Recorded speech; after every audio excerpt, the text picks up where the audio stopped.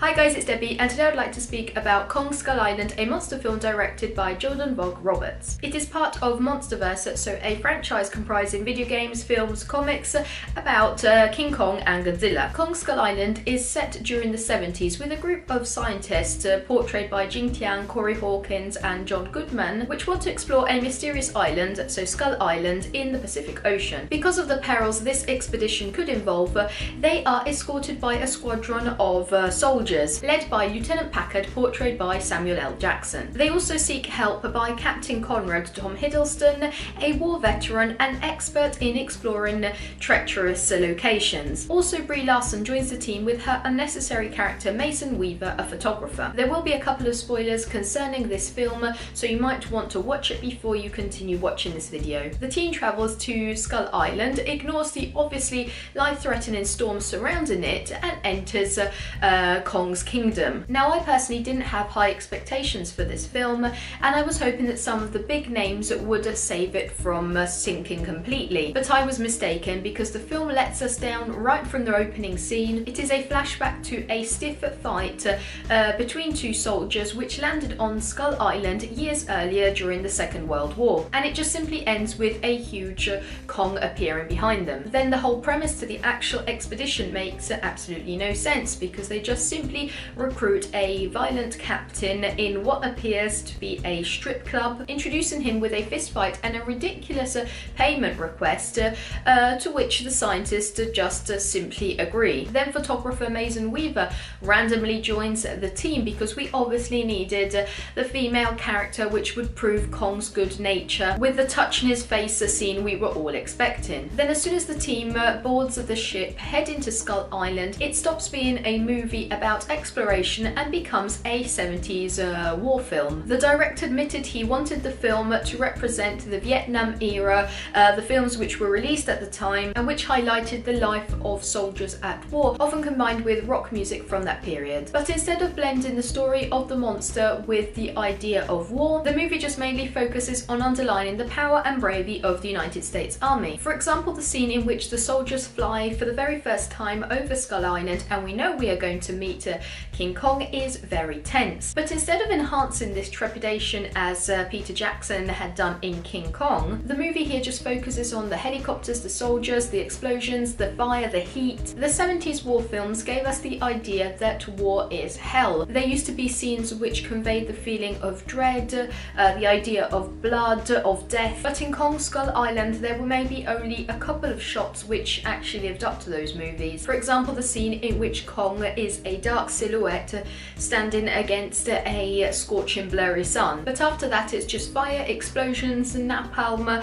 flamethrowers and so on. And instead of introducing Kong as a mysterious and frightening character, the film just exaggerated everything, moved away from the main concept of a frightening creature about to appear, distracted us with Samuel L. Jackson's speeches, and tried to make us laugh until the very last second. It's that Suicide Squad style comedic effect while walking towards danger. But the comedy here was so terribly misplaced that when death eventually occurred, a different mood had already been set, and by then we were numb to it. Peter Jackson's 2005 movie was completely different, but at least it didn't try to pack comedy in every possible moment. So in King Kong, we were really upset if a character was struggling, but in Kong Skull Island, we unfortunately didn't really care even if one of the most prominent characters died. The film was such a jumble of comedy mixed with death that we didn't miss Lieutenant Packard or Jack Chapman, even when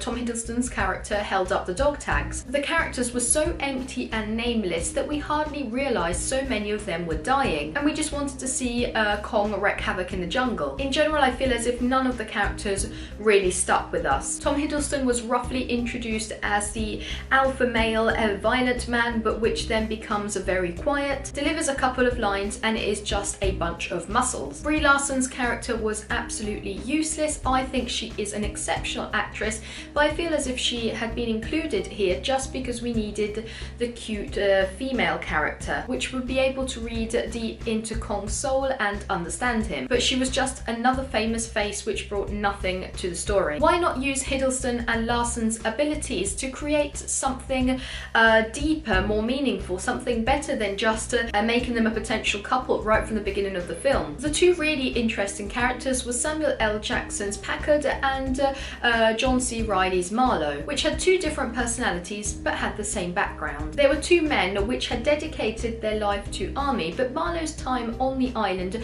changed him, gave him a new perspective on life. In general, his life was more respectful, understanding, peaceful. Instead, Packard was a victim of war and couldn't live without fighting. At the beginning of the film, he was portrayed as a depressed and unsatisfied man, but as soon as he was thrown onto the battlefield, he started living again. And maybe this is one of the features that reflects the 70s war film themes at best. Now let's speak about Kong. Kong appeared nearly as a human in the film. He didn't move like the ape we would expect him to be. On the contrary, he moves on two legs and has the mobility of a person. This is because the director wanted Kong's appearance to be conveyed in the most simple, iconic and recognizable manner. I preferred Kong as an ape, but I think this is just a matter of personal taste. But the really perplexing thing is size, proportions. Kong's size is absolutely ridiculous. He can fit a whole gigantic army helicopter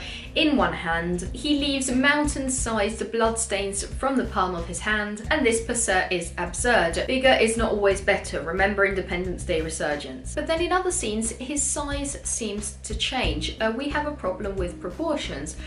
Brie Larson doesn't appear as tiny next to him. His parents' larger remains appear smaller. But then again, he returns to his gigantic form when he is fighting other creatures. And if we are really speaking about proportions, how can a spider be as big as half of Kong's body? Spiders and ants are everywhere, and if they are large as that buffalo-sized creature, why don't we hear them or see them? Or at least see the trees moving. In general, this film was following along the lines of Independence Day Resurgence or, for example, The Great Wall, so bigger is better. So Kong is ridiculously enormous, he fights the creepiest creatures you could possibly conceive, while brave, sweaty soldiers fight back with napalm. I personally would have preferred a more realistic introduction, a more significant presence of Brie Larson and Tom Hiddleston, a deeper insight into Kong's behaviour. After all, he is the title character, and less focus on the army. I hope you enjoyed this video. If you did, make sure to subscribe for many more movie related videos, and I'll see you soon. Bye!